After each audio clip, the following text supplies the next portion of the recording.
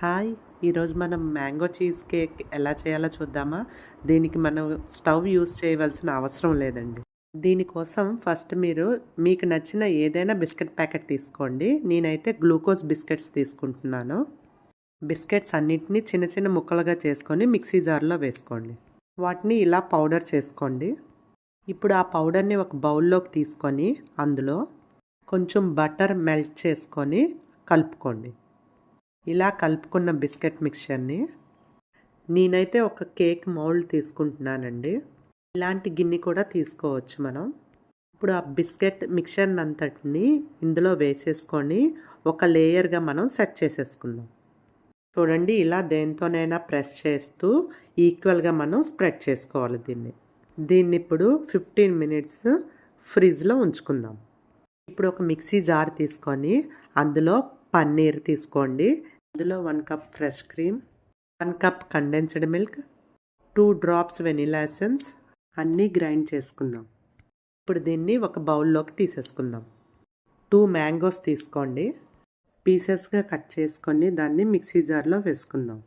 దీన్ని మనం ఇప్పుడు పేస్ట్ చేసుకుందాం. ఇప్పుడు ఈ మ్యాంగో ప్యూరీని ఇందులో కలిపేసుకుందాం. మ్యాంగో ప్యూరీ అంతా ఇందులో కలిసేటట్టు బాగా కలుపుకోండి. ఫ్రిడ్జ్లో పెట్టుకున్న గిన్నెను తీసేసుకుందాం. చూడండి, ఇది ఆల్రెడీ సెట్ అయిపోయింది.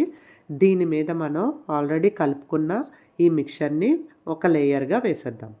ఇప్పుడు దీని మీద ఒక క్లింగ్ ర్యాప్ పెట్టుకొని ఓవర్ నైట్ డీప్ ఫ్రీజర్లో ఉంచేయండి. ఫ్రీజర్లోంచి తీసిన తర్వాత చూడండి, ఇలా సెట్ అయిపోతుంది. ఇప్పుడు దీని మీద థర్డ్ లేయర్గా మ్యాంగో పల్ప్ని వేసుకుందాం. ఇలా మొత్తం అంతా స్ప్రెడ్ చేసుకుందాం. దీన్ని మళ్ళీ ర్యాప్ చేసుకొని 1 అవర్ ఫ్రిడ్జ్లో ఉంచుకుందాం. ఇప్పుడు పైన డెకరేషన్ కోసం 2 మ్యాంగోస్ని తీసుకొని పల్ప్ అంతా ఇలా తీసుకొని దీన్ని ఇలా సన్నంగా ముక్కలుగా కట్ చేసుకుందాం.